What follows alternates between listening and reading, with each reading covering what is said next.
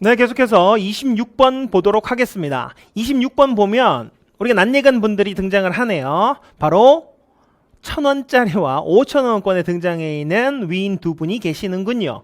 먼저 이 왼쪽에 오른쪽에 계시는 이분께서 누굽니까? 바로 1,000원짜리권에 등장하고 계시는 퇴계 이황 선생님이십니다. 얼굴 보고 알라는 말씀 아닙니다. 1,000원권으로 등장하시기도 하니까 1,000원권이라고 적어 놓겠습니다. 5,000원권에 등장하는 이 율곡 이이 선생이네요. 헷갈리면 이렇게 하시면 됩니다. 율곡 이이 어머님 누구십니까? 신사임당 아닙니까? 신사임당 5만원이 5,000원을 나왔다 생각하세요. 자, 율곡 이이고요. 퇴계 이황입니다.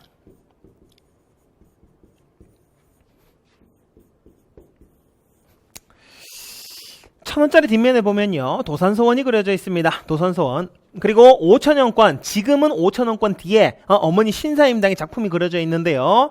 당시에 원래 이 굿권 5,000원짜리에는 강릉 오죽헌이 그려져 있었어요. 강릉 오죽헌에서 태어났었다. 외탁을 했었네요. 그리고 퇴계 이황 선생은요, 안동에서 태어나 풍기 군수를 했습니다. 풍기 군수 하시면서 최초의 서원이었었던 백운동 서원을 사액화합시다라고 건의하기도 했었어요. 그래서 백운동 서원이 나라에서 지원을 받으면서 소수 서원으로 이름을 바꾸기도 했었다.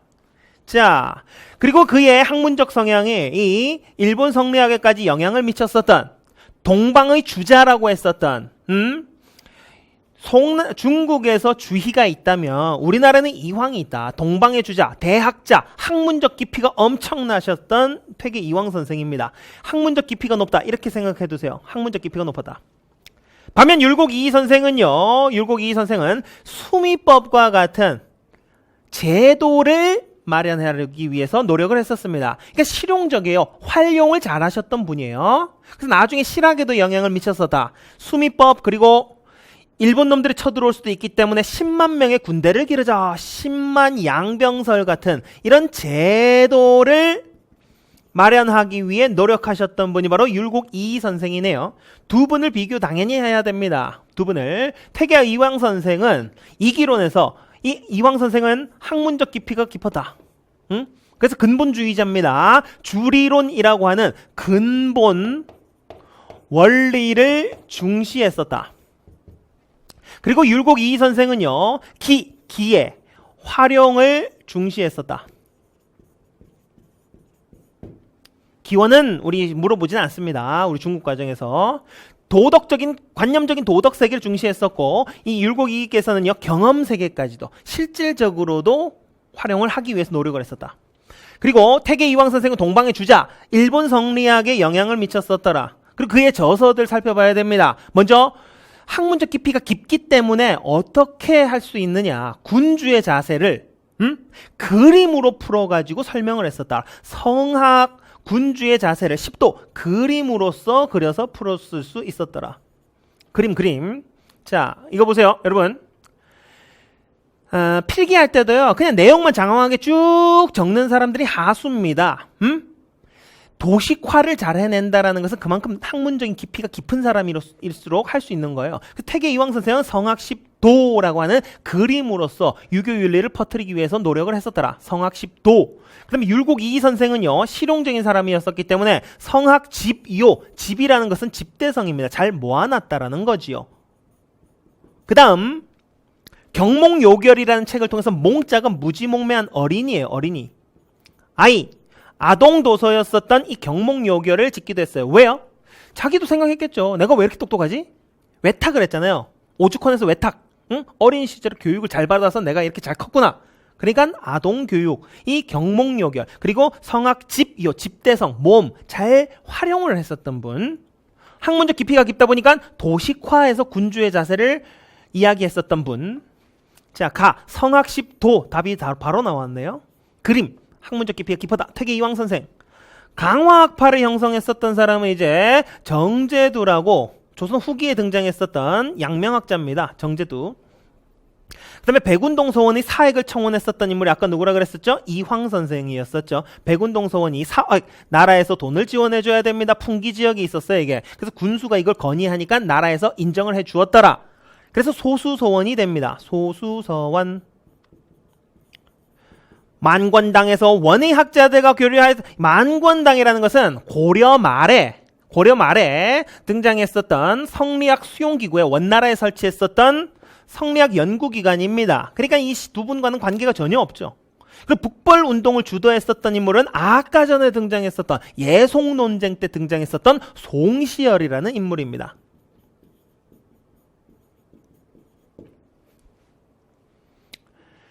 자, 가왕의 정책 살펴봅시다. 가왕. 창덕군 후원에 세운 주함로에는 왕실 도서를 보관하는 규장각이 있었다. 왕실 국립도서관 규장각. 정조네요, 정조. 규장각에서, 그리고 정조는 서울 출신의 이동무, 유득공, 박제가 등을 검서관으로 임명하기도 했었던 이 정조입니다. 정조는 또 누구하고 비교해서 공부해야 됩니까? 당연히 영조와 비교를 해서 공부를 해야 되겠죠. 영조와 정조는 둘 다 탕평책을 주장했었다. 탕평책. 왕도 탕탕, 왕도 평평. 왕은 공평한 정치를 하겠다. 그리고 영조의 정책들, 정조의 정책은요, 영조의 자식이자 정조의 아버지가 누굽니까? 사도세자. 사도세자의 죽음을 애도했었던 시파까지도 등용을 했었다. 이게 몇 번 나왔었고요. 제가 유치하지만 이렇게 설명을 드립니다. 뭐다? 사도세자의 죽음을 애도했던 사람들이 시파예요. 시파, 사도세자가 죽다니. 이렇게 연결을 해보시죠. 그리고 준론탕평이라고 준엄한 잣대를 들이대요. 도덕적인 결함이 있는 자들은 참여할 수가 없습니다. 왕권을 강화하기 위하여 장룡령이라고 하는 국왕직속 친위부대를 설치했었고요. 그 다음에 학문적으로 엄청난 뛰어난 사람입니다. 학술연구기관 규장각을 설치했었고요. 사도세자의 무덤이 있는 이 수원화성, 수원성을 축조했었다. 능력 있는 사람 제일 좋아합니다. 능력만 있으면은 설은 양반과 피가 섞인 다른 사람들, 양반과 평민 사이에 낳은 서자와 양반과 천민 사이에 낳은 얼자, 서얼이라고 하더라도 능력만 있으면 등용을 했었더라. 제일 좋아했던 사람이 누구냐? 조선 후기에 조선의 만능인이라고 하는 사람이 있거든요. 바로 정약용입니다. 정약용을 가장 좋아했었죠. 정조. 그래서 정약용이 설계한 거중기를 통해서 마련됐었던 이 수원화성, 우리나라 유네스코 문화유산에 등재가 되어 있기도 한 수원화성이 축제되기도 했었습니다. 그 다음 똑똑하니까 능력 없는 신하들 다 쳐버리는 거예요. 어떻게 해요? 관리 재교육을 실시합니다. 초계문신제라고 하는 관리 재교육을 통해서 마음에 안 드는 신하들은 안 쓰는 거예요. 그리고 신의 통공, 아까 뭐 있었습니까? 시전상인이 가지고 있었던 난전을 금지할 수 있는 권리, 금난전권을 폐지하는 신의 통공 정책을 펼쳤다. 그렇지만 유구이전은 제외예요. 시전상인들의 금난전권을 폐지했었다. 우리 조선 전기에 만들었던 성종 때 완성된 경국대전이 있었죠. 경국대전이 완성된 지 지금 200년 됐어요. 그러면 영조 때 뭐 해야 됩니까? 거기에 속편이 등장해야 되죠. 경국대전의 속편, 속대전. 그리고 정조 때 다시 한번 개정이 됩니다. 그것이 대전통편집, 대전통편. 됐나요? 그래서 정조의 정책을 찾으시면 여기에서는 초계문신제를 찾을 수가 있겠네요. 한양으로 천도했었다. 당연히 어딥니까? 태조 이성계 때죠. 집현전 누굽니까? 세종대왕이고요. 척합이 건립했었다. 이거 누굽니까? 고종 때, 고종의 아버지였었던 흥선대원군의 정책이고요. 직전법은요, 현직 관료만 세금을 걷어서 먹고 살아라 했었던 강력한 왕권, 세조의 정책입니다. 답은 초계문신제 맞죠? 5번에. 다음 대화가 있었던 시기에 사실로 옳은 것은 이복의 외척인. 자, 여러분, 외척이 등장하면 조선시대 외척들이 난리치기 시작하면은 하층민들이 힘들어진다. 그래서 하층민의 저항운동이 일어나기도 했었다. 안동 김씨 가문이 여전히 비변사의 요직을 장악하고 있구나. 외척인 안동 김씨, 김조순 일파들, 순조, 헌종, 철종 3대 60여 년을 거쳐가지고 일어났었던 세도 정치네요. 세도. 그러게 말일세. 요즘도 세도 가문에 뇌물을 바치지 않으면 관리가 되기 힘들다고 하네. 뇌물을 바쳐야 돼요. 왜? 세도 정치 얘네들은 뭘 했었느냐? 매관매직을 했으니까요. 매관매직, 관직을 매매한다. 그러면 어떻게 되겠어요? 제가 100억 주고 동작구청장이 됐습니다. 그럼 동작구민들한테 100억보다 더 많은 걸 뜯어내겠죠? 백성 수탈이 엄청나게 이루어진다. 몇 가지 형태로 이루어졌다? 3가지 형태로 이루어졌다. 그것을 삼정의 문란이라고 이야기합니다. 제가 외척들이 난리치면 뭐가 일어난다 그랬어요? 하층민의 저항운동이 일어난다 그랬었죠. 세도 정치는 매간매직으로 이어지고 삼정의 문란으로 이어져서 홍경래의 난이나 임술농민봉기로 이어졌더라. 임술농민봉기는요 1862년 임술년에 동시다발적으로 전국적으로 봉기가 일어났었던 사건입니다. 그 시발점이 되었었던 것은 바로 진주예요. 진주 농민봉기. 그리고 이 홍경래의 난에서는 평안도 서북민에 대한 지역차별까지 얽혀 있었더라. 원인이 지역차별 플러스 삼정의 문란하면 홍경래의 난, 그냥 삼정의 문란하면 세도정치와 삼정의 문란하면 임술농민봉기, 진주농민봉기입니다. 답은 1번이겠고요. 자, 최영희 요동정벌, 이거는 고려 말에 있었던 상황이죠. 그럼 김삼이 효심의 난은요, 이거는 신라사회였었잖아. 아니, 어딥니까? 고려시대에 무신정권기에 일어났었던 신라부흥을 주장했었던 운문과 초전에서 이 경상도 일대에서 일어났었던 고려시대의 농민봉기입니다.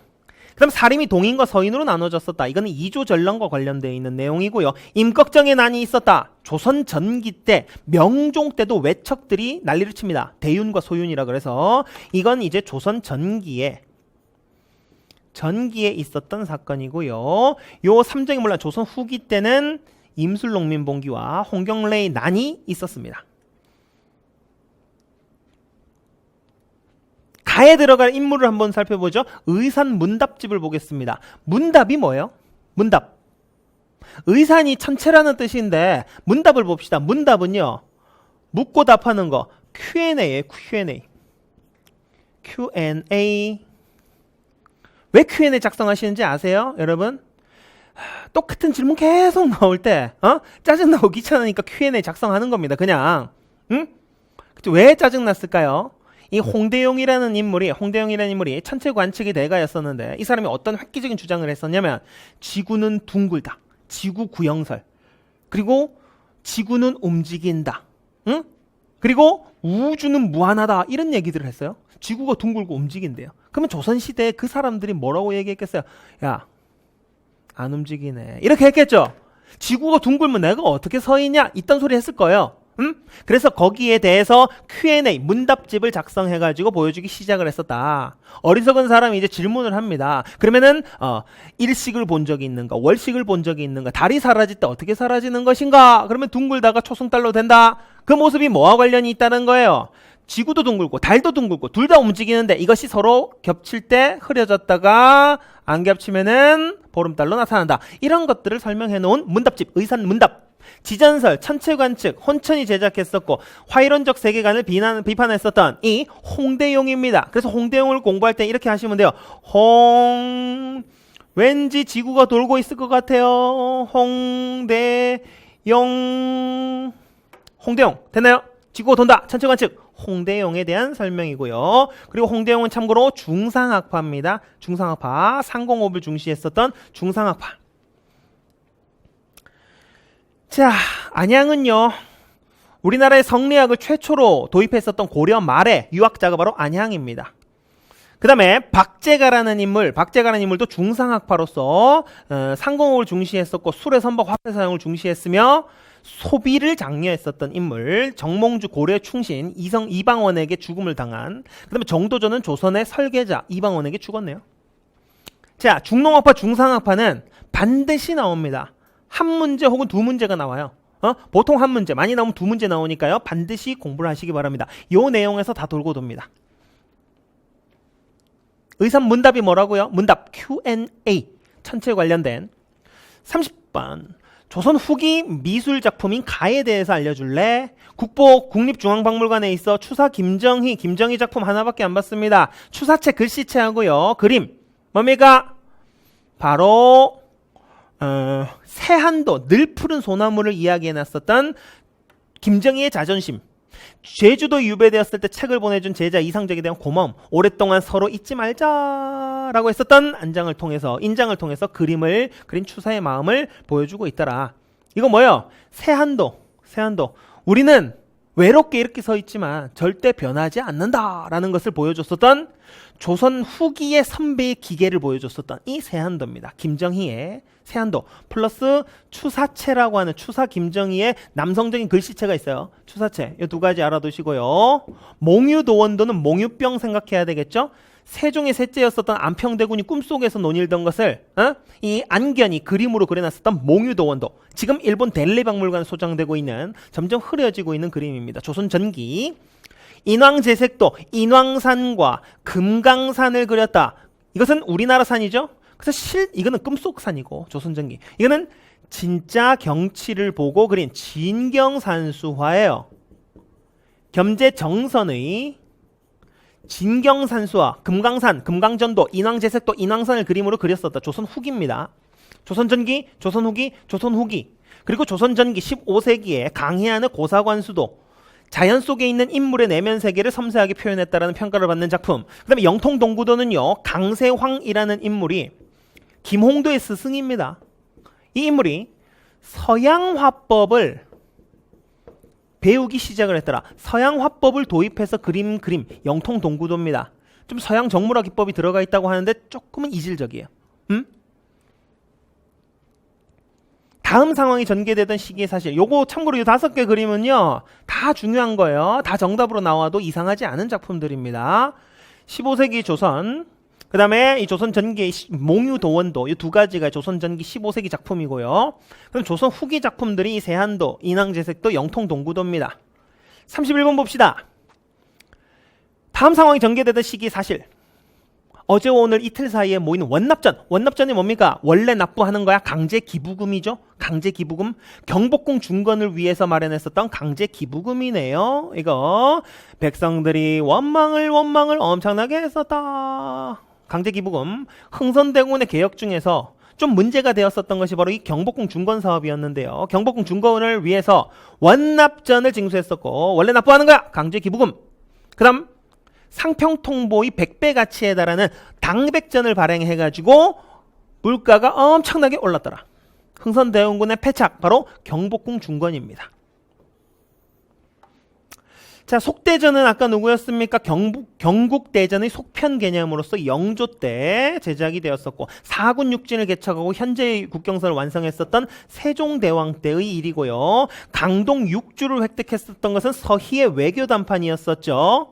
고려 성종 때 있었던 건데, 이거는 제가 왕 말씀 안 드리는 거는 그걸 묻지 않기 때문이에요. 서희를 떠올리시면 됩니다. 훈민정음은요, 세종대왕.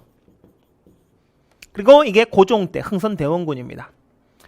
제가 이 보기 설명드릴 때 위인, 왕 이렇게 적는데 이걸 알아야 되기 때문에 이거 적는 거예요. 왕은 성종 때입니다. 근데 성종 때는 몰라도 돼요. 고려 성종 때 있었다는 것을. 자, 다음 상황이 일어난 배경, 결과. 이걸로 또 헷갈리면 안 되겠죠. 배경, 이전에 뭐가 있었냐. 외란 이후 통신사를 보내고 외관에서 교육해왔으나 지금 일본 측에서 요구하는 수호통상조약 근대사로 넘어가네요.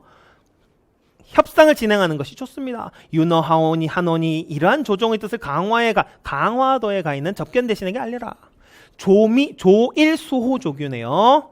조선과 일본의 수호조규. 우리가 알고 있는 바에 따르면 무슨 명칭으로 더 잘 알고 있습니까? 강화도에서 체결됐다 그래서 강화도 조약이죠.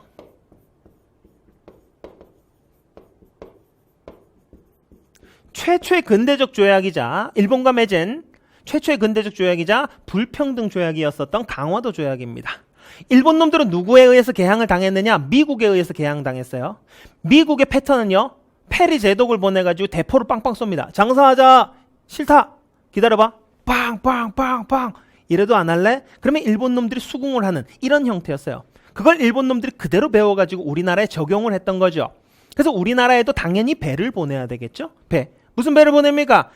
운요호라는 배를 보내서 대포 빵빵 쏘기 시작했다. 미국한테 배웠어요. 5번이 답입니다. 나머지 내용들도 우리가 충분히 다 알아봐야 되는 내용들이에요. 보빙사는 조미수호 통상조약 이후에 미국에 파견했었던 사절단이고요. 그럼 통감부라는 것은 을사늑약, 을사조약 이후에 일본 놈들이 설치해서 외교 업무를 담당했었던 그러한 기구입니다. 갑오개혁은 우리나라 최초로 신분제가 사라졌었던 그 개혁이고요. 조선책략이라는 것은 중국 관리였었던 황준헌이라는 놈이 우리나라 2차 수신사 김홍집에게 전해주었었던 책자로서 외교적인 조언을 해준다랍시고 미국하고 친하게 지내도 된다. 러시아만 막아라 라고 얘기해줬었던 그 책입니다. 이 조선책략이 유포되고 난 다음에 우리나라에서는 미국과 수교는 안 된다. 영남 만인소가 일어나기도 했으나 미국과 수교가 체결되었다. 조선책략. 핵심 내용만 보기로 다 나와 있습니다. 자, 강화도 조약 원인이 제일 중요하죠. 원인은 운요 사건. 가 시기의 경제 상황 한번 볼까요? 이모군란을 누가 진압했습니까? 청나라가 진압을 했습니다. 그래서 조선과 청나라 사이에서 자, 강화도 조약 이후에 일본 놈들은 항구를 꽉 잡고 있었어. 항구. 그러니까 청나라가 이모군란 진압한 후에 우리한테 어떤 권리를 달라 그랬냐면 상민 수륙이 뭐요? 항구에서도 장사하고 육지까지 갈 수 있는 내륙 진출권을 달라. 내륙 진출권을 요구해요. 그러면 우리나라에서 어떤 상황이 벌어졌어요? 항구는 일본 놈들이 꽉 잡고 있고 내륙까지는 청나라가 들어가고 있었던. 그러면 일본 상인과 청나라 상인들 간의 각축전이 벌어지겠죠? 그 청일 간의 각축전으로 인해서 결과적으로는 우리나라에서 청일전쟁이 일어나게 됐던 겁니다.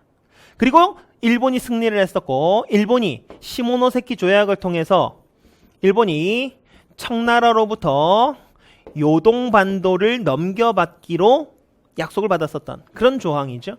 자, 청일 양국 상인의 각축전이 심화되었었다. 5번이 답이겠고요. 자, 개항 이후 경제 상황 보시면은 이모군란 진압 이후 조청상민 수륙 무역장전 내륙 진출권. 그래서 청일 양국 상인의 각축전이 심화되었다. 이후에 청일 전쟁이 일어나기도 했다. 필기노트에 있는 거 그대로 제가 건들지도 않았습니다.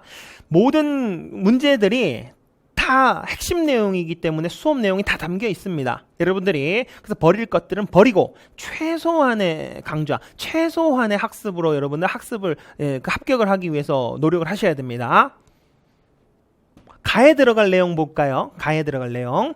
학회의 교육 구국 운동, 서북학회, 기호흥학회, 서북지방과 기호지방에서 인사들이 주축이 되어가지고 교육사업에 매진을 했었던 야학이나 강습소 같은 것들을 운영했었다. 그 다음 민족교육기관에서 평북 정주의 오산학교 그리고 평양의 대성학교를 안창호 선생이 만들었었네요.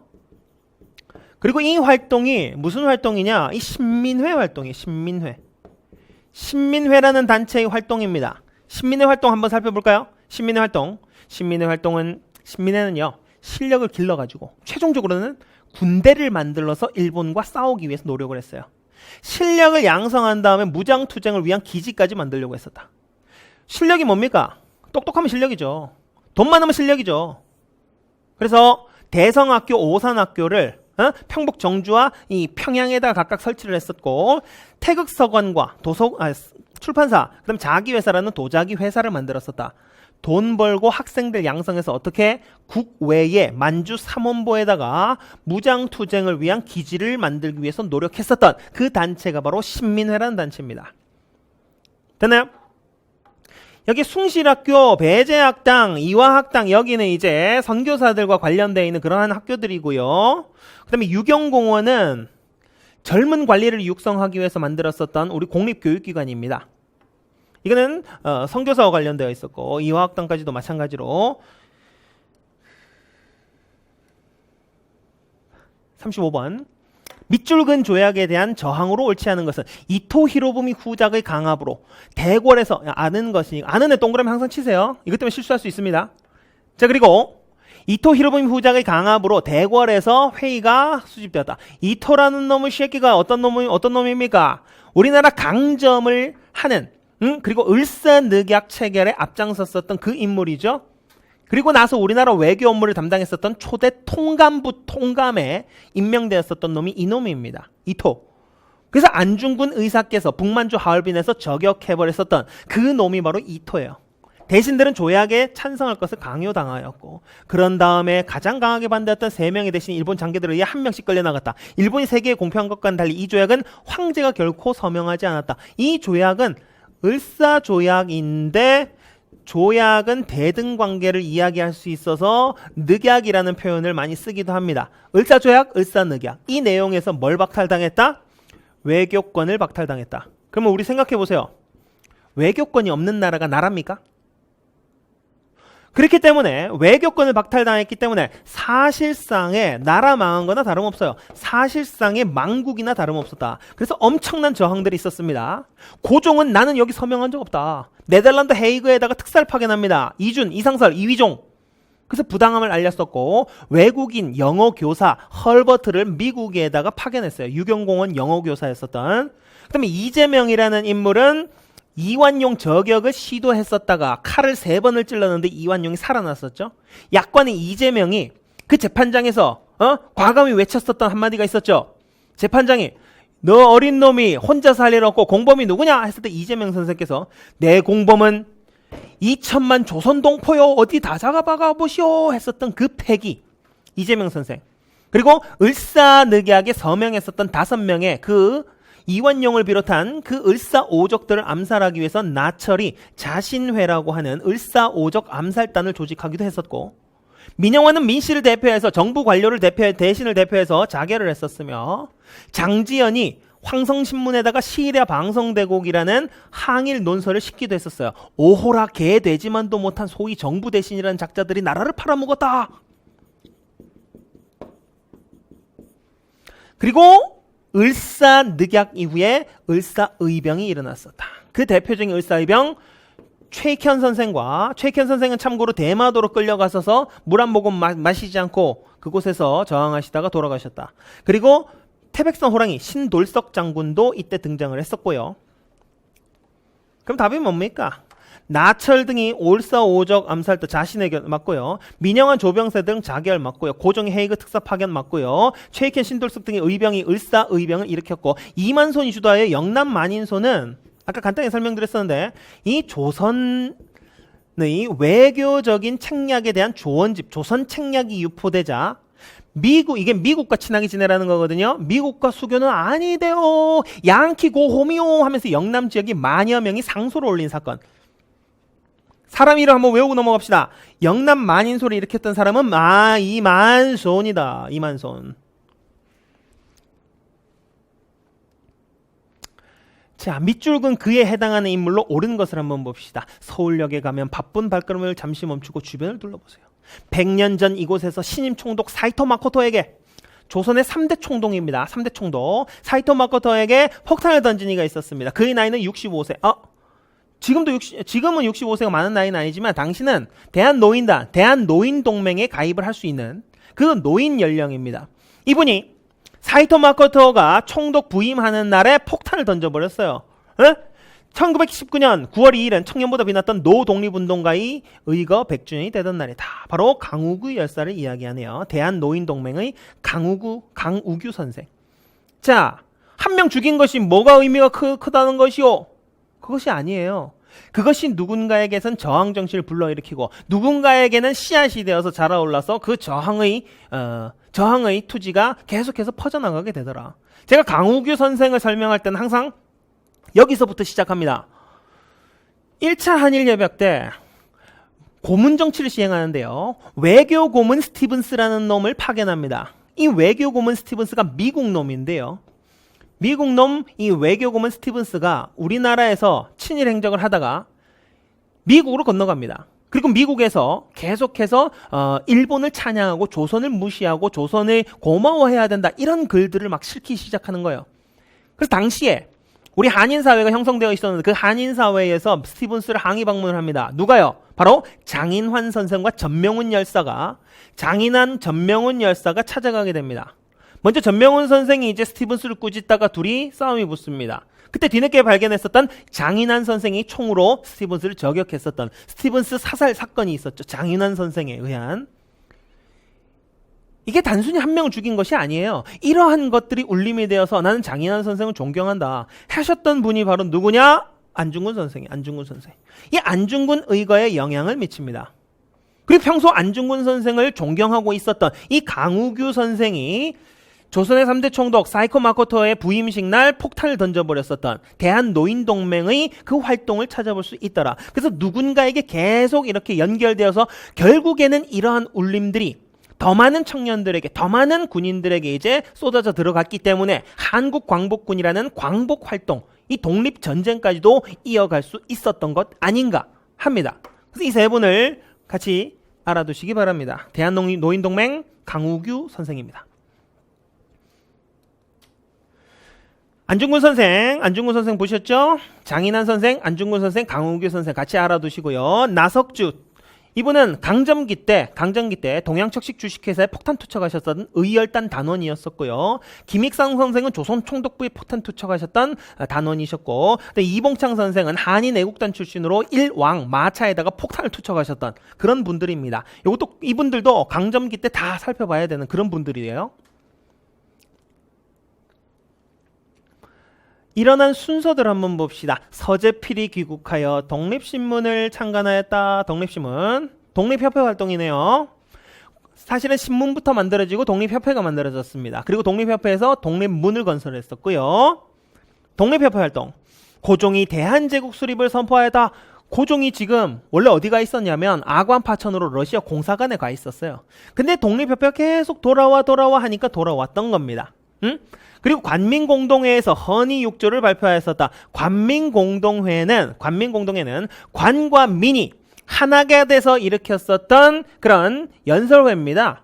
그곳에서 헌의육조라고 하는 법조항을 만들게 되었더라. 자, 볼까요? 어디서부터 여러분 이게 시점을 잘 정하셔야 돼요. 딱 그 사건이 있다 그래서 그 사건만 공부하시면 안 되고 일련의 흐름상 어디서부터 봐야 되느냐? 청일전쟁부터 봐야 돼요. 청일전쟁에서 일본이 승리했었다. 그래서 일본 놈들이 시모노세키 조약을 통해서 요동반도를 넘겨받기로 했었더라. 근데 이 요동반도에 군침을 삼키고 있었던 놈들이 누가 있었느냐? 러시아, 프랑스, 독일이 있었어요. 러프독. 그래서 러시아, 프랑스, 독일이 삼국 간섭을 하기 시작합니다. 그래서 아직은 일본이 약했기 때문에 요동반도를 다시 넘겨주게 돼요. 이 모습을 보고 외세 의존적인 성향이 매우 강했었던 이 명성황후 민비가 어떤 선택을 하게 되었었던가? 청나라한테 계속 요청했었는데 일본한테 안 되네. 근데 일본보다 누가 더 세다? 러프독 3국이 더 세네. 그러면 나는 친러시아 정권을 수립해야 되겠다. 여기에 대한 반발로서 명성황후 시해 사건 을미사변을 일으켰습니다. 일본 놈들이. 그러놓고서는 뭐라고 하느냐? 개혁을 계속하지 않으면 계속해서 이렇게 당할 수 있다. 그래서 개혁을 하게끔 강요하게 됩니다. 그래서 을미사변 이후에 을미개혁이 일어났었고 을미개혁 내용 중에 단발령이 있었어요. 단발령. 좀 잔인하지만 이렇게 설명할게요. 명성황후의 목을 잘랐다. 고종의 머리카락을 잘랐다. 거기에 대한 분노로 인해서 최초의 의병, 을미의병이 일어나게 됩니다.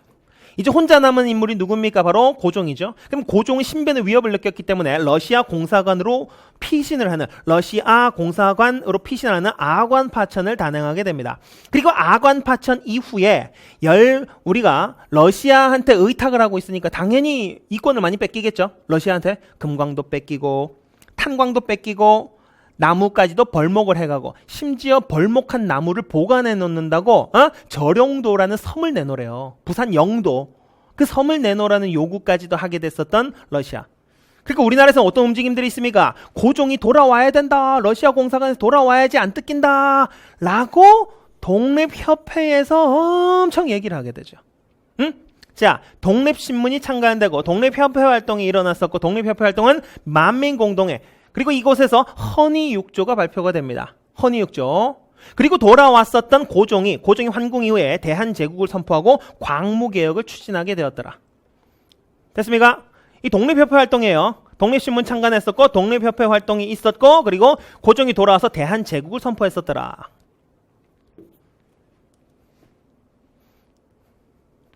(38번) 상하이와 러시아령에서 설립한 정부들을 일체 해소하고 오직 국내에서 13도 대표가 창설한 한성정부를 개성할 것. 국내의 13도 대표가 민족 전체의 대표임을 인정합니다. 국내외에. 그 다음에 정부의 위치는 아직 상하이에 둘 것이다. 한성 정부를 계승해서 상하이에 임시정부터가 마련됐어. 정부의 명칭은 뭡니까? 대한민국 임시정부가 되겠죠?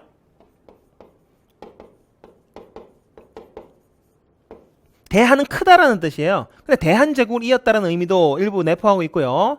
대한, 우리 민족을 얘기하고, 민국은 민주공화국을 이야기합니다. 공화제.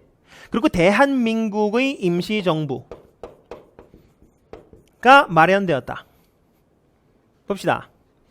한성정부의 법통을 계승해서 상하이에 위치하게 된 대한민국 임시정부. 상하이 임시정부가 한성정부의 법통을 계승했었다. 대통령 이승만, 국무총리 이동휘. 그리고 지금의 형태하고 똑같죠? 대통령 중심제, 삼권분립, 그리고 민주공화제. 이곳에서 교통통신, 교통연락망, 그리고 독립자금을 융통했었던 그러한 조직이 바로 연통지역 교통국이라는 조직입니다. 그리고 여기서도 독립신문 가능했었고요. 모든 역사가 바로 대한민국의 역사입니다. 당시에. 그래서 사료편찬부를 설치하게 됐었고, 독립자금을 받으면 그만큼의 어음을 써주게 되어 있어요. 그것이 바로 애국공채, 독립공채. 그리고 백산상의 일용양행 같은 것들을 통해서 돈을 벌기도 했었고, 이곳이 바로 대한민국 임시정부 활동입니다. 이 대한민국 임시정부의 초대 대통령 누구라고요? 이승만이죠. 이승만 대통령은 하버드대와 프린스턴대의 석사 박사 출신인데요. 이분이 이제 국제정치와 외교에 대한 전문가입니다. 그래서 이 사람이 취했었던 독립노선은 외교 독립론. 외교적인 노력으로 독립을 쟁취하겠다. 그래서 이승만은 미국에 체류하면서 구미위원부를 설치하고 외교적인 활동을 통해서 독립을 쟁취하기 위해서 노력했었다. 그러나 체제비도 많이 썼고 가시적인 성과가 보이지 않았었기 때문에 결국에는 탄핵당하게 되었었더라. 특히 결정적인 이유는요. 미국에다가 위임 통치 청원서라고 하는, 우리를 대신 통치해 주시오라고 하는 청원을 냈었기 때문에 결정적으로 쫓겨나게 되었었더라. 자, 그럼 답 한번 찾아보죠. 국문연구소, 요거는 이제 국학운동의 일환으로서 추진되었었고요. 그 다음에 기관지였었던 만세보를 발행하였었다. 이게 만세보라는 것은, 이거는 동학이 3대 교주 손병일 때 천도교로 명칭을 변경합니다. 그 다음 비밀결사인 대한광복회는 김좌진 등이 조직했었던 비밀결사 활동이었어. 공화정체를 추구했었던 대한광복, 이건 이 대한민국 임시정부 때 대한광복회가 나와 있으니 제가 뭘 설명해야 할지 모르겠네요. 김좌진, 이것도 국문연구소니까 제가 뭘 설명해야 할지 모르겠습니다. 김좌진 장군이 주축이 되었었고, 답은 4번 구미위원부를 설치하여 외교활동에 전념하였다가 대한민국 임시정부죠. 그리고 고종의 인산일을 계기로 3.1운동을 계획하였었다. 3.1운동. 이건 민족대표 33인에 대한 설명이겠네요. 그리고 다음 상황 이후에 전개되는 사실 한번 보겠습니다. 때는 해동 무렵이어서 얼음이 풀린 소자강은 수심이 깊었다. 게다가 얼음덩이가 뗏목처럼 흘러내렸다. 하지만 앞에 있는 이 강을 건너지 못하면 영릉가 블라블라블라 영릉가밖에 안 나와 있네요. 영릉가 흥경성 전투가 아울러서 나와 있습니다. 양세봉 사령관은 영릉가 흥경성 전투에서 승리를 하게 되었다. 자, 이게 무슨 말이냐? 자, 독립운동의 흐름을 크게 한번 살펴봐야 돼요. 우리나라의 독립운동은요, 3.1운동 전후로 나눠진다. 기점이 분수령이 됐던 사건이 3.1운동이에요. 1919년 3.1운동. 그래서 본격적으로 무장투쟁이 시작됐던 시기도 1920년대입니다. 20년대. 그러나 이 20년대는 아직 일본 놈들이 중국을 쳐들어가지는 않았었던 시기이기 때문에 중국 놈들하고 일본이 싸우진 않아요. 그래서 중국 놈들이 아직 정신을 못 차렸습니다. 뭐 독립군을 잡아다가 일본 놈들한테 현상금 받고 넘기고 이런 짓을 해요. 근데 30년대가 되면 한중 연합작전이 일어날 수밖에 없습니다. 왜요? 1931년이 되면 만주를 쳐들어가는 만주 사변을 일으키거든요. 일본 놈들이. 그리고 1937년이 되면 중국 본토를 쳐들어가는 중일 전쟁을 일으키게 됩니다.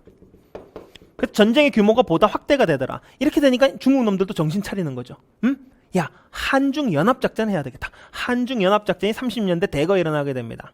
먼저 영릉과 흥경성에서 영흥이라고 알아놓으시고 북한에 영흥이라는 지방도 있어요. 지역도 있어요. 영흥, 영릉과 흥경성. 그리고 제가 독립운동의 쓰리봉 말씀드리죠. 첫 번째 원봉, 김원봉이라는 사람. 이분은 사회주의 플러스 민족주의 다 가지고 있는, 다 싫어, 다 좋아, 독립운동만 하면 일본 놈만 죽이면, 이것이 바로 무정부주의입니다. 김원봉은 사회주의 성향도 다분히 가지고 있어요. 투봉, 김두봉, 독립동맹을 이끌었었던 북한의 김일성 다음가는 넘버 2, 이 바로 김두봉입니다. 사회주의자죠. 세봉, 쓰리봉, 양세봉. 양세봉 장군이 들어가도 이것도 사회주의 성향이에요. 사회주의 성향. 조선혁명권 이렇게 살펴보시면 됩니다. 조선혁명권 사회주의 성향은 양세봉 장군이 이끄는 조선혁명군이 사회주의 성향을 가지고 있어요. 그래서 북한의 지명 영흥에서 승리를 했었다. 중국 공산당과 함께 한중연합작전을 이끌었었고, 한국 독립군 지청천, 여기도 하나 외워놓고 넘어가죠.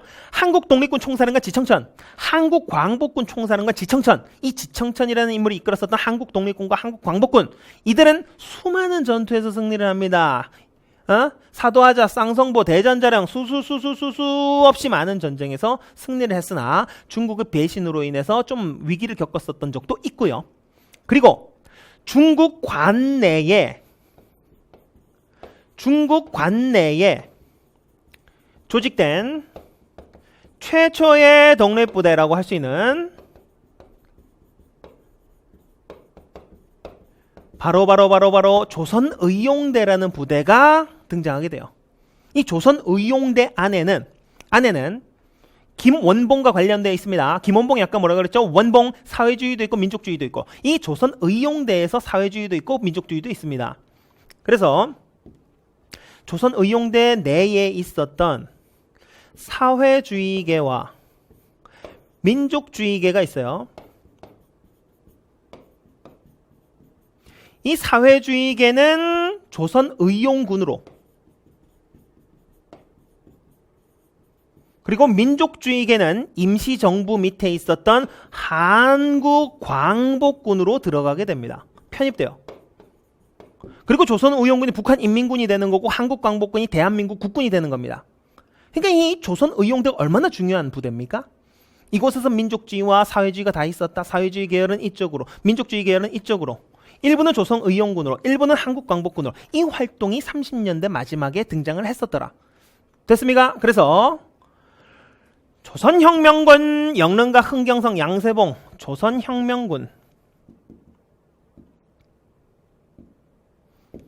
이 조선혁명군 활동은 1930년대에 있었던 한중연합작전이다. 이렇게 알아두시고요. 여기에 속해 있지 않은 것들부터 소거해 나가기 시작하겠습니다. 13도 창의군이 서울 진공작전을 펼쳤었다. 이것은 강점기 이전이에요. 강점기 이전에 정미의병 시절에 있었던 일입니다. 1907년 정미의병 시절에 있었던 일이에요. 그리고 북로군정서군이 청산리 대첩에서 승리를 거두었었던 것은 1920년 얘기입니다. 우리나라 독립저항 역사상 가장 큰 전과를 올렸었던 청산리 대첩, 김좌진 장군이 이끌었었던 북로군정서군, 1920년대고요. 조선의용대가 조직되어서 항일전쟁에 참전하였었다. 이게 1930년대예요. 30년대도 30년대 말이죠. 그 답이 3번인데 일단 나머지 소거해서 풀어볼 수 있는지 봅시다. 1번 아니죠? 2번 아니죠? 대한독립군 봉오동 전투, 이것도 1920년에 있었던, 최초로 승전했었던 것이 1920년 봉오동 전투입니다. 홍범도 장군이 이끌었었던, 이것도 1920년대죠. 그러니까 이것도 오답이다. 대한독립군 부대가 밀산에서 자유시로 이동했었다. 이것도 1920년대 일입니다. 네? 그래서 요 내용을 30년대로만 파악을 해도 찾을 수가 있어요. 이해되나요? 보세요. 굳이 이것들을, 여기 있는 활동들을 조선혁명군, 한국독립군, 조선의용대 활동으로 순서대로 모른다고 하더라도 이것들이 다 30년대 활동이라는 것만 알더라도 답을 찾을 수는 있습니다. 이해되나요? 강점기 정의니까 아니다. 그 다음에 2번, 4번, 5번은 20년대 활동이다. 20년대 활동은 꼼꼼하게 좀 살펴봐야 되겠죠? 자, 40번 가단체의 활동 한번 보겠습니다. 만주에서 김원봉. 아하, 원봉이 등장했네요. 원봉. 원봉은 뭐였어요? 사회주의도 있고 민족주의도 있다. 일본만 타도할 수 있다라면 두 가지 다 사용할 수 있더라. 무정부주의자였었죠. 무정부주의자. 이분이 이제 만들었었던 의열활동 단체 의열단이라고 있어요. 영화 같은 스토리. 그래서 영화가 가장 많이 영화화되었었던 이 의열단 활동 한번 살펴보도록 합시다. 김원봉 선생이 만들었고, 원봉 무정부주의 아나키스트 폭탄 투척하셨던 사람들이에요. 그래서 엄청난 활동들을 많이 했었습니다. 그러다 보니 무시한 강령을 가지고 있어요. 그 강령을 누구한테 작성해달라 그랬었느냐? 서서세수하는 분 있다 그랬었죠? 누굽니까? 바로 신채호 선생입니다. 신채호 선생. 신채호 선생이 서서세수를 하셨어요. 일본 놈들에게 항복하는 것도 굴욕적인데 세수 따위 하면서 고개를 숙일 수는 없다 하셨던 그 강성주의자, 민족주의 역사학자 신채호 선생한테 김원봉이 부탁을 합니다. 선생님, 저희 강령 좀 하나 적어주시죠. 오케이, 조선혁명선언이라는 강령을 신채호 선생이 적어준다. 감당할 수 있겠니? 그 혁명선언이라는 것은 우리의 유일한 무기는 폭력이다. 폭력은 우리 혁명의 유일한 무기다. 우리는 끊임없이 폭력, 암살, 파괴, 폭동으로 강도국가 일본 통치를 타도하겠다. 무시무시하죠? 그것처럼 일본의 각종 식민지 시설에다가 폭탄 투척하셨던 분들이 바로 이 의열단 활동입니다. 김익상 제일 높은 건물 조선 총독부에 폭탄 투척하셨다. 김상옥 높은 건물인데 옥이 있다. 구치소 생각하시고 종로경찰서. 김지섭 일본 1왕이 건너가고 있었던 이중교 다리에다가 폭탄 투척하셨다. 나석주 동양척식 주식회사 폭탄 투척하셨다. 박재혁 부산경찰서에 폭탄 투척하셨다. 이러한 무정부주의 아까 봤었던 조선의용대 활동과 맞닿아 있습니다. 그리고 조선의용대에서는 민족주의, 사회주의 다 들어가 있었죠. 그래서 민족주의는 한국광복군으로, 사회주의 계열은 조선의용군으로 이렇게 각각 들어가게 되었었더라. 됐나요? 의열단 활동 봅시다. 독립공채, 애국공채 이거는 임시정부 활동이고요. 신흥무관학교는 남만주 삼원보에 설치되어 있었던, 이거는 신민회와 관련되어 있다라고 생각해 볼 수가 있겠고, 공주 우금치 전투 이건 동학농민운동이고요. 그리고 상하이 홍코우 공원에서 폭탄 투척하셨던 이 윤봉길 의거기 때문에 한인 애국단 활동입니다. 조선혁명선언 강령으로 했었던 이 신채호 선생의 조선혁명선언, 이게 답이 되겠고요. 그래서 여러분들 이 의열 활동을 공부할 때는 한인 애국단 이봉창 윤봉길 선생의 의거까지 같이 공부를 하셔야 돼요. 왜냐면 오답지에 이미 등장을 하고 있기 때문에 한인 애국단이. 아시겠죠? 그 다음 밑줄근 법령이 시행되던 시기에 있었던 일, 여보게 들었는가. 과일 장사하는 이 씨가 익지 않은 감을 순사에게 적발되어 15대의 태형 회초리 15대를 맞았대요. 조선 태형령. 자, 일본 놈들은 우리를 어떻게 통치하고 있는 겁니까? 강압적으로 무단 통치죠. 1910년대에 있었던 무단 통치입니다. 조선 태형령이라는 거예요. 무단 통치. 이 무단 통치 때 뭐가 있었나요? 헌병이 경찰을 통치한다. 밀리터리 폴리스. 그 다음에 조선 태형령, 즉결 처분. 교사가 칼을 차고 다니는 나라를 본 적이 있습니까? 나는 그런 나라의 백성이 왜다 라는 풍자, 문구가 있을 정도. 채만식에. 그 다음에 언론 집회 결사의 자유가 없었고요. 경제적으로는 기반을 가져갔다. 즉 기반이 되는 토지를 조사해가지고 가져가는 토지조사 사업. 회사 차릴 수 있다? 허가제로 실시해서 회사 못 차려요. 각종 기반들 다 수탈해 갔었던 이 무단 통치입니다. 헌병경찰제가 시행되었었던 답이 1번이군요. 자, 경성제국대학과 암태도 소작쟁이는 이거 20년대 있었던 활동이고, 미국 공출제도와 여자정신근로령은 1937년 중일전쟁 이후의 상황입니다.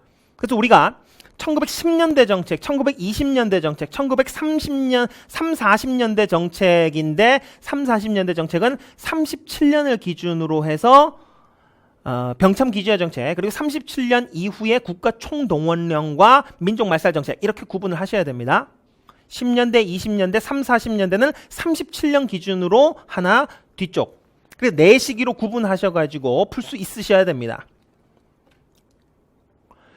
밑줄근 계획이 실시되던 시기 배꼽이 배의 10배, 과도한 수리조합비, 쌀 폭동이 일어나는 등 식량 위기가 발생하자 쌀 생산을 대폭 늘리겠다는 계획, 산미증식 계획이네요. 산미증식 계획의 실체를 한번 볼까요? 산미증식 계획.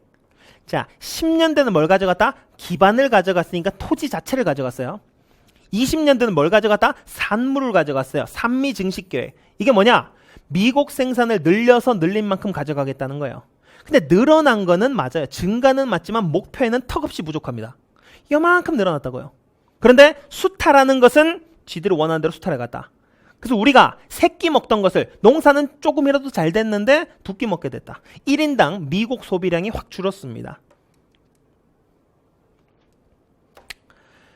자, 증산량보다 많은 쌀이 일본으로 반출되었다. 3번이 답이 되겠네요. 자, 그리고 밑줄근 이 시기에 볼 수 있는 모습으로 적절한 것 봅시다. 이것은 홋카이도의 우류댐 공사 등에서 죽어간 강제노동 희생자를 기리기 위해 새겨진 조각상.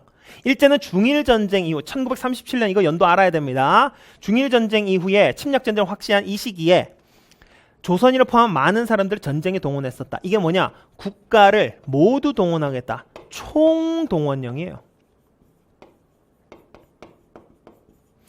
자, 시기가 시기인 만큼 요번 회차도 강점기 내용이 강점기라는 용어도 제가 좀 바꿀게요. 독립운동기의 내용들이 많이 등장할 가능성이 높습니다. 꼼꼼하게 봐두시기 바랍니다. 자, 국가 총동원령이라는 게 뭐냐? 모든 것을 동원한대요. 37년 중일전쟁 이후에 모든 것이라 함은 물적 자원 플러스 인적 자원까지, 인적 물적 자원에 대한 수탈이 심화되었다. 그래서 식량 배급제를 실시합니다. 식량 배급제. 식량을 왜 배급을 했느냐? 산물을 100% 다 가져가니까요. 다 가져가니까 우리는 뭐 먹고 삽니까? 만주에서 생산되는 저품질의 개돼지 사료로 쓰는 옥수수 같은 것들을 끓여서 주기 시작을 해요. 그게 식량 배급제입니다. 물적 자원뿐만 아니라 인적 자원도 가져갔었다. 징용, 강제로 끌고 가서 일을 시켰다. 학도병 끌고 갔었다. 징병 끌고 갔었다. 정신대 근로령, 성노예로 끌고 갔었다. 그리고 민족 말살 정책의 일환으로서 우리가 여기에 반대를 하겠죠. 끌고 가지 마라. 그럼 뭐라 그러겠어요? 이것은 일본의 전쟁이 아니라 니들의 전쟁이기도 하다. 왜? 조선이라는 민족은 이미 없어졌기 때문에 민족을 말살시키려고 했었어요. 내선일체 일본과 조선은 같다. 일선 동조, 일본과 조선은 동일한 조상을 지니고 있다. 신사참배와 궁속요배를 강요하고 그 다음에 황국신민서사, 황제폐하 만만세로 외치게 했었던, 조선어도 못쓰게 하고 조선 이름조차도 일본어로 바꾸게 했었던 창씨 개명이 시작되었었던 그 시기가 바로 37년 중일전쟁 이후의 민족 말살 정책입니다. 자, 적절한 것 한번 볼까요? 인적 물적 자원을 수탈했었다. 황국 신민성사 암송을 강요하는 요 5번이 37년 이후에 민족 말살 정책이었었네요. 되나요?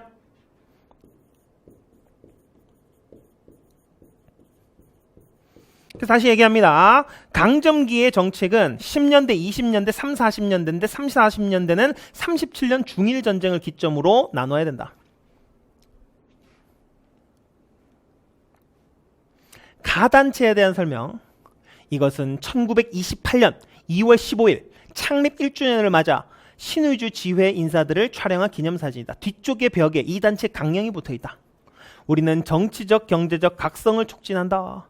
단결을 공고히 한다. 기회주의를 부인한다. 이거는 딱 봐도 신간의 강령입니다. 신간의 강령. 한번 봅시다. 우리나라의 독립운동 계열이 민족주의 계열과 사회주의 계열로 나누어져 있어요. 이 민족주의 계열이 다수예요. 다수. 그래서 일본 이 지주들이나 학자들도 여기 다 들어가 있어요. 그러니까 일본 놈들이 친일파로 끌어들이기 위해서 누구한테 접근을 하냐? 이 다수였던 민족주의자들한테 접근을 하기 시작을 합니다. 그래서 민족주의가 네 분을 겪어요. 일본과 타협하는 타협적 민족주의. 이들이 주장했었던 것이 자치론입니다. 자치론이 뭐냐? 일본은 지배를 인정하고 지방자치제처럼 자치를 조금씩 얻어내자, 이런 논리입니다. 근데 이들은 결코 독립할 마음이 없어요. 우리가 자치권을 조금 더 얻어내자, 많이 성장했다, 와하하, 이런 식이에요. 이놈들이 그러니까 친일파입니다. 타협적 민족주의자, 자치론자예요. 반대로 타협하지 않겠다라는 비타협적 민족주의자들이 있었죠. 이 비타협적 민족주의와 사회주의 계열이 언제 함께 해봤느냐? 이분들이 1926년 60만세 운동에서 같이 해봤어요. 이 둘이 60만 세 운동 같이 해봤어요. 그랬더니 이 똑똑한 양반들이 기획을 기가 막히게 해놓고 이 활동성 있는 이 양반들이 거리로 나서니까 이 활동이 시너지 효과가 장난 아니더라. 그래서 사회주의 단체였었던 정우회라는 단체에서 선언을 하나 하게 돼요. 정우회 선언. 무슨 선언을 했었느냐? 우리 일본 놈들한테 벗어날 때까지만이라도 하나의 정당을 만들어보자. 민족 유일당 운동을 이야기하게 돼요. 그래서 만들어진 단체가 무슨 단체냐? 보세요. 이전에는 줄기가 이렇게 뻗어나오거나 이렇게 뻗어나왔었죠. 근데 이제는 줄기가 이 줄기가 뭉쳐가지고 새로운 접붙임을 해서 새로운 줄기가 탄생을 했네요. 그래서 민족유일당 운동 결과 새로운 줄기, 신간회가 창설이 되었더라. 줄기예요. 줄기 간자. 그리고 뿌리 근자를 활용했었던, 뿌리는 누굽니까? 여성이죠. 근우회, 여성단체인 근우회가 등장했었더라. 사실 이 근자는 무궁화 근자입니다만 뭐 뿌리 근자로 이해하셔도 상관없을 것 같아요. 근우회, 여성유일단체인 근우회도 만들어졌다. 그럼 이 신간회가 제일 싫어했었던 놈들은 당연히 일본 놈들이고, 두 번째 싫어하는 놈들이 바로 타협하는 기회주의자, 이 박쥐 같은 놈들이 싫어했다. 됐나요? 그래서 이 박쥐 같은 기회주의를 배격하는 것이 신간의 강령 중 하나입니다. 신간의 활동들, 신간의 활동 보시면 자매단체 근우회 있었죠? 그리고 원산 노동자 총파업을 후원했었고, 광주 학생 항일 운동의 진상조사단을 파견했었던 것이 이 신간의 두 가지 활동입니다. 그리고 신간의 강령 죄송합니다. 자, 정치적 경제적 각성을 촉구한다. 그리고 우리는 단결한다. 기회주의자 없애버리자. 이 신간의 활동이에요. 신간의 활동 두 가지 뭐라고요? 두 가지. 광주 학생 항일 운동의 진상조사단 파견, 그렇죠. 원산 노동자 총파업에 후원을 갔었다. 됐나요?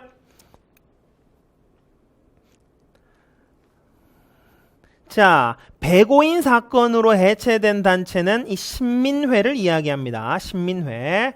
한글 맞춤법 통일안을 발표했었던 단체는 조선어학회입니다. 다 알아둬야 되는 단체죠. 비밀행정조직으로 연통제 교통국을 두었었던 임시정부고요. 그 다음에 일제 황무지 개간권, 황무지를 보호해냈다, 황무지를 지켜냈다, 보안회가 활동을 했었군요. 자, 답이 5번이고 신간의 활동 두 가지 알아놓으세요. 그리고 근우회라는 조직까지도 알아놓기 바랍니다. 두 가지. 원산 노동자 총파업, 그래서 광주 학생 항일운동 진상조사단 파견, 근우회라는 여성 자매단체가 있었더라. 45번 보시죠. 다 같은 조선민족이지만 백정이니 피쟁이니 갑바치니 천인이니 하여 그 무엇이 특별한 조건이 있는 것처럼 왜 천대와 학대를 하며 멸시하는가? 다 같은 인생으로, 다 같은 조선 사람으로, 다 같은 남자로, 다 같은 여자로 짐승이나 또는 저 무엇으로 대우할 이유가 무엇인가? 우리들은 이와 같은 생각에 없던 눈이 띄었으며 없던 귀가 뚫렸으며 없던 입이 벌어졌다. 이 내용이 뭔지 한번 봅시다. 백정이 등장했었죠. 백정 누굽니까? 참고로 고려시대는 농민을 백정이라고 불렀어요. 조선시대부터는 천민 도축업자를 백정, 피쟁이, 사람한테 피쟁이가 뭡니까? 고기 안 먹고 삽니까 자기들은? 그래서 이 백정들이 차별 반대 운동을 벌이기 시작을 했어요. 이미 가보개혁 때 신분은 없어졌다고요. 근데 백정은 차별받았어요. 그러니까 백정들의 신분 차별 반대 운동, 형평성 있게 우리를 다뤄달라, 형평운동이 일어나게 되었던 거죠. 형평운동. 조선형평사라는 단체를 만들어서 백정차별을 금지를 요청하기 시작합니다. 이 조선형평사가 어디에 있었느냐? 자, 우리나라에서 제일 큰 우시장이 어디에 있었느냐? 경남 진주 지역에 있었어요. 그래서 진주 지역에 육회비빔밥이 유명하거든요. 그게 큰 우시장이 조선시대부터 있어서 그래요. 그래서 이 진주에서 조선형평사가 만들어졌고, 여러분, 일본의 백정들은 차별받았을까요? 차별받았습니다. 그래서 일본의 백정들과 형평운동을 연계해서 활동하기도 했었어요. 형평운동. 됐나요? 소돼지를 먹는 사람은 존귀한 대접을 받으면서 그것을 잡아서 바치는 우리는 천하게 대하니 이 어찌 잘못된 일이 아닐 수 있겠는가? 라고 그랬었던 백정 차별반대운동, 형평운동입니다. 형평운동, 조선 형평사, 진주에서 만들어졌었던 형평운동이고요. 그럼 간도협약에 관련된 내용을 여러분들 살펴볼 필요가 있어요. 간도협약. 원래 간도는 우리 영역이었습니다. 백두산 전개비에 따라도 우리 영역이었었는데 북간도. 근데 일본 놈들이 1905년 을사늑약으로 외교권을 박탈해 간 이후에 우리나라 땅이던 간도 지역을 청나라에 넘겨주는 간도 협약을 체결하게 됩니다. 1909년에. 그래서 이 협약 내용에 따라서 간도가 청나라 땅으로 넘어가게 된 것이죠. 그 다음에 영선사가 파견됐었던 지역은 바로 청나라 지역입니다. 청나라가 싸움 잘하는 줄 착각하고 청나라에 무기를 배우러 갔어요. 무기제조법. 그래서 돌아온 다음에 무기 공장을 마련합니다. 기기창이라고 하는. 그 다음에 태극서관 자기회사 설립한 단체가 어디였어요? 아까 신민회에서 실력 양성을 하기 위해서 대성학교, 오산학교, 태극서관 자기회사를 만들었었더라. 신민회입니다. 그리고 영국이 거문도, 남해에 있는 거문도를 불법 점령한 이유는 갑신정변 이후에 우리가 뭔가 외교적 노력을 해보고 싶었어요. 그래서 그때 마침 러시아는 남하를 해오고 있었습니다. 그래서 러시아가 블라디보스토크로 내려오고 우리는 러시아와 조로 통상조약을 체결하고 비밀협약을 준비하기도 했었어요. 그러한 모습에 러시아의 남하를 경계했었던 영국이 거문도를 불법 점령하는 사건을 벌였었더라. 가종교의 활동 한번 봅시다. 윤세복 등 간부 25명. 단군신앙, 단군교예요. 단군교. 대종교를 이야기합니다. 나철이 창시했었던 대종교. 그래서 이 단군교, 대종교에서는 항일 무장단체를 만들어서 투쟁에 적극적이었었더라. 항일단체인 중광단을 결성했고 그 다음에 북로 군정서군에도 영향을 미쳤었더라. 그래서 북로 군정서군도 대종교 세력들이 대부분이에요. 그래서 이 북로 군정서군이 했었던 우리나라 최대의 전투 성과 청산리 대첩을 이끌었었던 이것이 대종교다. 자, 널리 인간을 이롭게 해라. 홍익인간 이념. 그럼 해롭게 하는 놈들은요 죽여라. 이것이 대종교입니다. 사찰령 폐지는 당연히 뭐겠어요? 불교와 관련되어 있겠고 잡지 개벽과 신여성을 발행했었다. 이거는 이제 천도교와 관련이 있습니다. 천도교, 동학이 천도교로 이름을 바꿨었고 새생활운동이라는 것은 근검절약을 이야기했었던 원불교와 관련되어 있습니다. 원불교, 원광대학교와 관련되어 있는 이 원불교입니다. 의민단을 조직했었다. 이거는 천주교와 관련되어 있었던 그리고 개신교는 신사참배 거부운동 같은 이 종교적인 활동들을 추진했었더라. 자, 민족문화 수호운동에서 종교운동 한번 살펴보세요. 천도교가 했었던 활동들, 대종교, 당군교, 나철이 창시했었고 민족교육, 중광단과 북로군정서군, 신사참배 거부, 기독교, 천주교는 의민단이라고 하는 무장단체를 만들었기도 했었고 불교나 원불교, 특히 원불교 박중빈의 새생활운동, 근검절약. 그러니까 원불교는 간단하게 교리를 간단하게 말씀드릴 수는 없지만 우리가 인식하기에 불교 교리를 현실 속에서 생활 속에서 실천하고자 하는 교리를 많이 가지고 있어요. 이 원불교. 그래서 원불교는 근검절약 그리고 국가에 대해서 긍정적인 기여를 많이 한 바가 있습니다. 당시에 저축 금연해가지고 기부 활동도 많이 했었고요. 저 원불교 아닙니다. 자. 종교활동 이렇게 살펴보실 필요가 있습니다. 아시겠죠?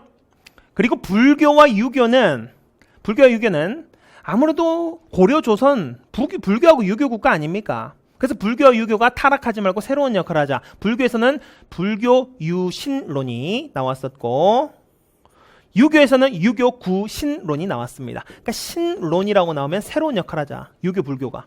한용운 선생 불교. 유교 양명학자 박은식 선생. 이렇게 공부를 해두시고요. 47번 다음 자료에 나타난 민주화운동. 자, 현대사회에서 문제가 딱 4문제 나왔어요. 7, 8, 9, 10. 자, 민주화운동에 한번 보겠습니다. 60 국민대회 행동요강. 6월 10일에 60만세 운동이 60만세 운동 왜 나옵니까? 현대사죠. 6월 민주항쟁 한번 생각해 볼 수 있겠고요. 국기 하강식. 국민들은 형편에 따라 만세 삼창을 하든지 제자리에서 1분간 묵념함으로써 민주쟁취의 결의를 다진다. 이 운동, 이 6월 민주항쟁입니다.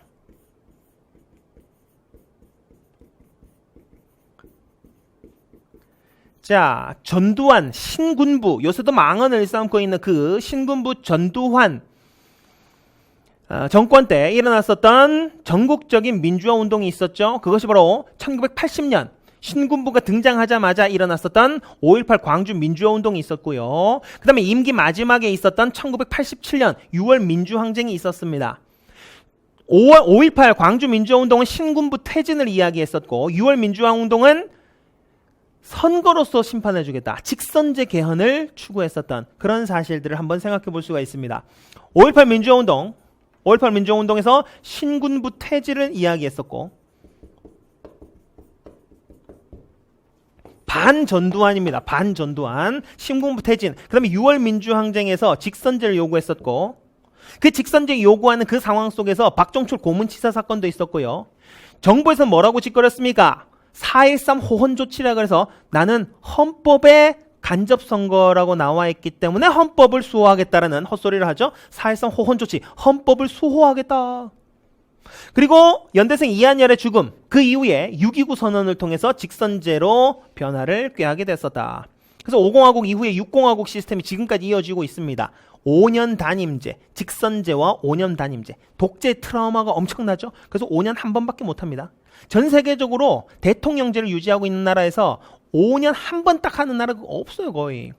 미국도 2번 하게 되죠? 근데 우리는 너무나도 많은 독재의 역사가 있습니다. 이승만 독재, 그리고 이승만 독재 12년, 박정희 독재 18년, 도합 30년, 전두환 독재 7년, 37년의 독재의 역사가 있었어요, 우리나라도.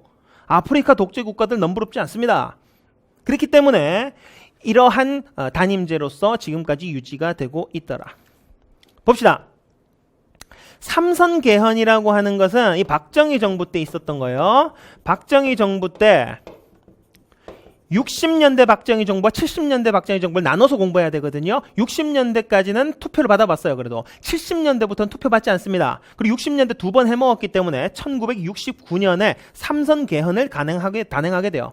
그리고 70년대부터는 72년도 유신 체제를 통해서 완전한 독재로 나아가게 됐었죠. 신군부의 계엄령 전국 확대에 한거하였었다. 신군부는 퇴직하라. 신군부 나가라 했었던 5.18 광주 민주화 운동이죠. 1980년. 굴욕적인 한일 국교 정상화에 반대하였었다. 이거 대학생들의 6.3 항쟁이 있었는데요. 이 국교 정상화 1965년도 박정희 정부에서 있었던 한일 국교 정상화 그리고 한일 협정 이때 문제가 지금까지도 좀 남아있었던 측면이 있죠. 경제발전 자금을 마련하겠다라는 명분 하에 당시에 사과를 받아주는 것 플러스 그 당시 민간 배상까지도 다 뭐 합의했었다라는 것이 일본의 지금 주장이기 때문에 우리가 지금 아직 청산되지 않은 과거 속에서 살고 있는 거겠죠. 자, 여기에 대해서 대학생들의 반대 시위가 있었어요. 그게 6.3 항쟁이라는 겁니다. 그 다음에 이승만 대통령이 하야라는 용어도 좀 마음에 들진 않는데요. 하야라는 건 스스로 물러나다. 사실 스스로 물러난 거 아니죠. 쫓겨난 거죠. 그게 이제 4.19 혁명이었었고 대통령 직선제 개헌이 이루어졌었던 것이 바로 6월 민주항쟁입니다. 48번 가에 들어갈 인물 한번 봅시다. 노동운동가 서울평화시장 3.14에 견습공으로 취직했었고 바보에 조직했었고 이 노동운동가 70년이니까 박정희 정부에 대한 반발이었었네요. 박정희 정부 때는요. 경제성장을 포커스로 잡았을 때 빛과 그늘이 있습니다. 수출 100만 달러를 극복했었다. 1, 2차, 3, 4차에 걸친 경제개발 5개년 계획을 통해서 한강의 기적을 이뤄냈었다. 등등 빛이 있지만 그 이면에는 희생됐었던 노동자들의 노동 기본권이 있었습니다. 그 인물들이 누구냐? 바로 전태일. 그리고 YH 무역사건을 주역이었었던 가발공장 여공들. 이런 인물, 이런 노동자들의 희생 속에서 그 빛을 볼 수 있었더라. 우리는 항상 빛과 그늘을 생각해 볼 필요가 있다. 전태일이죠. 6월 민주항쟁에서 희생됐었던 뭐 이한열 선생이나 그 다음에 뭐 박정철 고문치사 사건도 있었죠. 서울대생 박정철 고문치사 사건 6월 민주항쟁에서 그리고 연대생 이한열이 6월 민주항쟁에서 희생됐었고 그 다음에 5.18 당시에 시민군 대변인을 맡았었던 윤상원이라는 인물이 이제 처음으로 등장했었는데 우리가 교과서에서도 배우지 않는 인물이긴 합니다만 기억할 필요가 있겠죠. 5.18 당시에 시민군 대변인을 맡았다가 이제 계엄군의 총에 의해서 이제 사망하게 됐었던 윤상원 열사. 그 다음에 장준하 선생은요, 박정희 정부의 10월 유신체제에 반대했었던 유신반대 백만인 서명운동을 추진했었고, 참고로 한국광복군 출신의 마지막 광복군이라고도 이야기하는 장준하 선생입니다. 이 인물이, 장준하 선생이 그 집 뒤에 있는 동산에 이제 등산을 갔다가 발을 헛디뎌서 실족사했었다.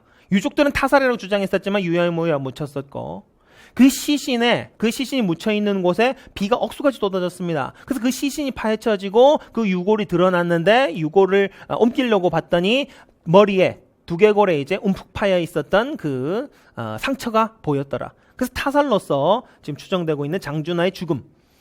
박정희 정부에 반대했었던 유신반대 백만인 서명운동을 추진했었다. 장준하 선생입니다. 그리고 노동기본권을 원했었던 박정희 정부에 반발하면서, 반발은 아니에요, 대통령님 법을 지켜주세요 라고 했었던 전태일 분신. 답은 2번입니다. 기억해 두시죠? 백만인 유신반대 백만인 서명운동, 그리고 노동기본권, 그 다음에 5.18 민주화운동, 6월 민주항쟁 때 희생됐었던 인물들입니다. 그리고 여기 빠져있지만 4.19 혁명에서 김주열 의거가 있었죠. 4.19 김주열. 이 인물들이 우리가 민주화의 과정 속에서 기억해야 될 인물들이네요. 뭐 수많이 많이 있었지만. 자, 박정희 정부 공부하실 때는 60년대 박정희 정부와 70년대 박정희 정부를 구분합니다. 왜요? 60년대는 투표 받아봤다. 근데 69년도에 삼성개헌, 70년대는 투표 안 받아봤다. 유신 독재로 나갔다. 60년대는 1, 2차 경제개발, 3, 4차는 70년대. 60년대는 경제 발전 자금을 마련했다. 뭘로? 베트남 파병으로, 뭘로? 한일협정으로 자금 마련했었고, 그 다음에 70년대는 박정희 정부에 어떻게 됐습니까? 성과가 있었다. 돈이 있으니까 경부고속도로, 새마을운동, 수출 100만 불 달성을 했었다. 그러나 그늘은 전태일 분신, YH 무역사건, 그리고 대기업 중심의 8.3 동결 조치 같은 것들이 추진되었었더라. 49번입니다. 다음 문서를 작성한 정부 시기의 사실. 장발단속이 웬 말입니까? 국민의 주체의식을 확립하고 건전한 사회기풍을 정착하기 위해서 장발을 단속한다. 국민의 일상을 통제했었던 시기가 언제냐? 1972년 박정희 정부 70년대에 그 상황입니다. 장발단속. 70년대 박정희 정부에서 유신체제였었죠. 이때 유신헌법이 마련됐었고, 간선제로 통일주체 국민회의라는 곳에서 국민투표 직선제 없이 대통령이 되었었던 시기입니다. 그리고 이 유신체제 반대하는 사람들은 긴급조치라는 이름 아래 잡아가뒀었죠.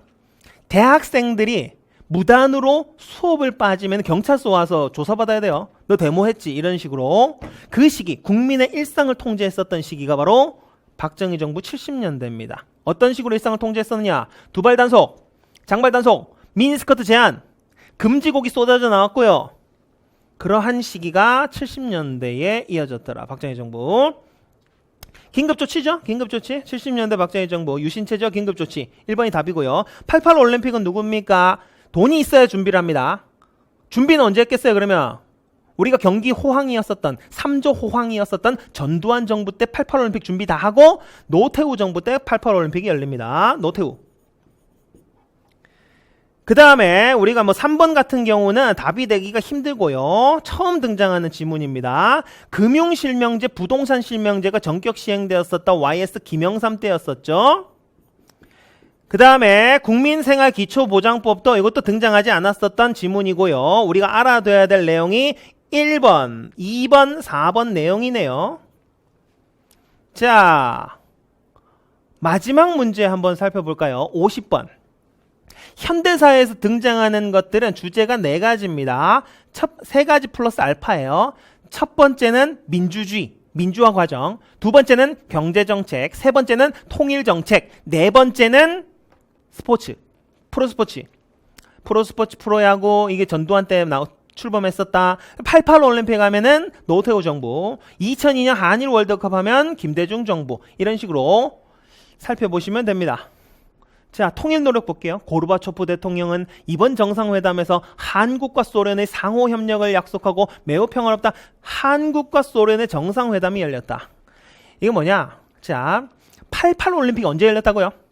88 올림픽이 노태우 정권 때 있었죠. 전두환 정권 때 3조 호황 국면으로 호황이었기 때문에 준비를 다 해놨다가 그 다음에 88 올림픽이 노태우 정권 때 열리게 됩니다. 그런데 88 올림픽 이전 올림픽이 언제였냐? 1984년 LA 올림픽이었어요. 근데 LA 올림픽에 100개 국가도 참석을 안 합니다. 사회주의 국가들이 다 빠져버렸어요. 소련을 비롯한 사회주의 국가들은 LA 올림픽 참석을 안 했다고요. 그래서 올림픽이 폭망합니다. 그러니까 88 올림픽을 개최하는 우리나라는 사활을 걸고 누구를 끌어들여야 되는 거예요? 사회주의 국가들까지 다 참여시켜서 화해의 장을 마련할 필요가 있었겠죠. 그래서 노태우 정부에서는 소련과 중국과 공산주의 국가들을 다 끌어들이기 위해서 북방 외교를 추진합니다. 이 북방 외교, 77 선언 끝에 나왔었던 이 북방 외교, 이거의 배경에는 뭐가 있었다? 88 올림픽. 88 올림픽 망하면 어떻게 돼요? 안 되잖아요. 84년도가 망했다니까요. 사회주의 국가들 미국에서 하는 올림픽에 안 가겠다. 그러니까 소련과 중국과 수교를 맺기 시작을 했었죠.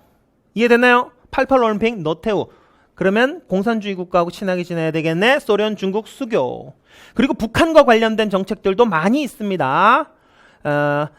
물론 그 이후에 지켜지지 않았지만 남북한 비핵화 공동선언도 있었고요. 유엔에 동시에 가입한 시기도 이때였었고요. 남북의 기본적인 합의를 하자. 기본 합의서. 남북 기본 합의서가 채택이 되기도 했었습니다. 남북 기본 합의서 채택. 이게 답인데요. 일단 자, 노태우 정부는요. 77선언, 88 올림픽. 그러니까 공산주의하고 수교 맺어야죠. 북한하고도 유화 정책 많이 추진했었습니다. 남북 기본 합의서, 기본적인 내용 합의하자. 기본적인 내용이 뭡니까? 서로서로 상호 체제를 인정하자. 그다음에 상호 쳐들어가지 말자. 그다음에 최초의 이산가족 고향 방문이 전두환 때 있었어요. 전두환 때 있었던 고향 방문 이후에 소식을 전하지 못했다. 그래서 남북한의 연락사무소 설치하자. 이런 내용들이 기본 합의예요. 그리고 아까 얘기했던 유엔 동시 가입과 비핵화 공동선언도 노태우 때 있었다. 많은 진전을 이뤘던 노태우 정부. 되나요? 그래서 소련, 중국 나오면 88 올림픽 때문에 끌어들 88 올림픽은 노태우. 남북 기본 합의서 기본적인 거. 그 다음 금강산 관광이 시작되었었던 시기는 이게 이제 김대중 정부 때부터 실시가 됐었죠. 김대중 정부.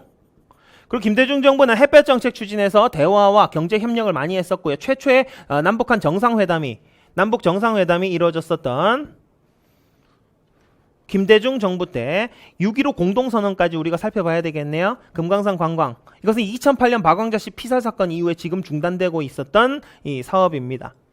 그리고 그 경의선, 동해선 같은 철도 복원 사업도 이때 추진이 됐었고요. 햇볕 정책. 그 공로를 인정받아서 이제 김대중 정부 때는 김대중 대통령이 최초의 노벨상, 노벨평화상을 수상하기도 했었고, 그러나 그 약속들이 뒤에 지켜지지 않아서 좀 문제가 되기도 했었던 김대중 정부입니다. 이거는 노태우 정부고요. 7.4 남북공동성명은요, 평화 통일 3원칙을 이야기했었던 박정희 정부 때의 일입니다. 그 다음에 남북 정상회담이 최초로 개최되었었던 것은 김대중 정부라 그랬었죠. 그다음에 이산가족 고향 방문 최초로 성사시킨 시점은 전두환 정부입니다. 그래서 제가 전두환 정부를 이렇게 평가합니다. 어부지리. 경기가 최고 호황이에요. 왜? 그냥 그때 세계 경기가 좋았어요. 그리고 중국이 시장 개방을 하기 전입니다. 중국이 개방 안 하니까 우리 물건이 잘 팔렸었죠. 그래서 전두환 때 돈이 많았어요. 3조 호황. 그리고 전두환 정부 때 대북 정책 별다른 거 한 게 없거든요. 근데 최초의 이산가족 고향 방문이 실시되기도 했었다. 그리고 이때에 이산가족 찾기 KBS 특별상방송이 대중매체가 생긴 역사상, 인류 역사상 가장 많은 사람들이 의견을 주고받은 사례로 기록되고 있습니다. 그래서 이산가족 고향 방문 KBS 영상물이 유네스코 기록유산에 등재가 되어 있기도 하다. 많은 것들을 얻어 걸렸네요. 전두환. 자, 요 시기 이미지화 해놓는 게 중요해요. 노태우는 뭐 이미지화? 88 올림픽. 그거 준비하려면 친하게 지내야지. 공산주의 북한. 이렇게 연결해서 나머지를 찾으셔야 됩니다. 전두환은요, 어부질이 얻어 걸렸다. 3조왕 경기 좋았어. 그 다음에 이산가족 고향 방문도 최초로. 그런 독재자. 됐습니까? 정권별로 이미지화 해놓으시기 바라고요. 요번 회차하고 대동소이하게 나올 것 같습니다. 근데 난이도는 조금 올라갈 수 있어요. 요번 회차가 합격률도 그렇고 난이도가 조금 낮았거든요. 문제 풀 때 70점 맞기 위한 난이도가 낮았어요. 그렇지만 여러분들이 핵심 내용에 중시해가지고 공부를 하신다면은 이거는 틀릴 수 없습니다. 아시겠죠? 잘 선택하셔서 시험에 나오는 것들 위주로, 핵심 내용 위주로 잘 살펴보시고 여러분들 따셔야 되는 그 자격증 반드시 획득하셔서 여러 가지 요건들을 갖추시기 바랍니다. 아프지 마시고 계획하신 대로 공부하시고 좋은 성과 있기 바랍니다. 네, 고생하셨습니다.